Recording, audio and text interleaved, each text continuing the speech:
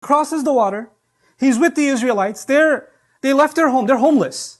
There are hundreds and thousands of them. They're homeless in the desert. They have no roof over their heads.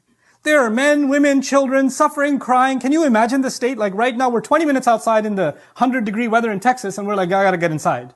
These people are living in the desert outside of Egypt. This is insane. And he's gonna give them a khutbah. He's gonna calm them down. And what does he say to them? He basically says, the khutbah is, لَإِن شَكَرْتُمْ لَأَزِيدَنَّكُمْ. If you're grateful, I'll give you more. I thought he was gonna give them a khutbah about patience. No, he gave them a khutbah about gratitude. And they're like, what am I supposed to be grateful for? Look at the weather, man. Look at how bad the temperature is, my kids. I'm starving. We don't have any other clothes on our backs. Where are we going to get food from in the desert? Grateful? Grateful for what? And if you stop for a moment, grateful for the fact that you weren't just killed, or you didn't just drown, or you're no longer slaves. You're no longer humiliated. Your babies aren't being slaughtered anymore. Your women aren't being allowed to live in degradation. The men of this community don't have to watch their women being humiliated in public. They don't have to do that anymore. You're not grateful? You're complaining? There is always something to be grateful for.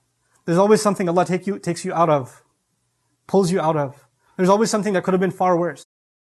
إن في خلق السماوات والأرض واختلاف الليل والنهار لآيات لأولي الألباب الذين يذكرون الله قياما وقعودا وعلى جنوبهم ويتفكرون في خلق السماوات والأرض ربنا ما خلقت هذا باطلا سبحانك فقنا عذاب النار ربنا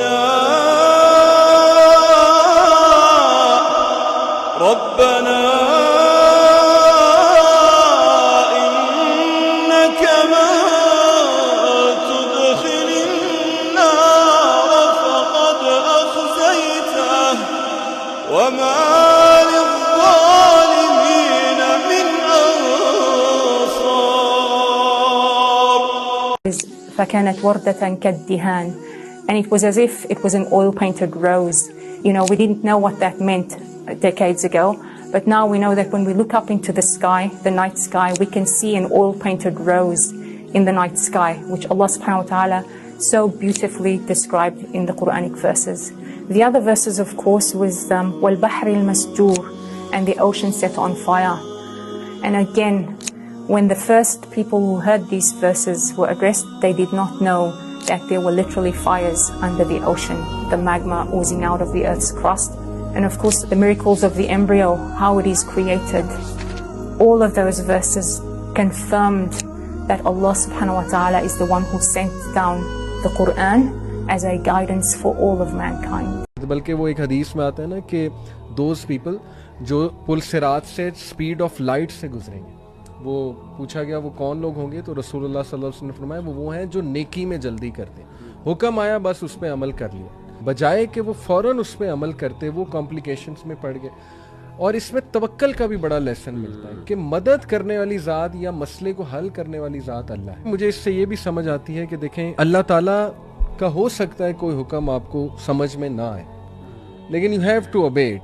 it's a test of obedience कि अल्लाह सुब्हानहू व तआला जो है वो आपको test कर रहा है कि आप ओबीडियंस शो करते हैं या आप बहुत ज़्यादा कॉम्प्लिकेशन या क्वेश्चंस में पड़ जाते हैं.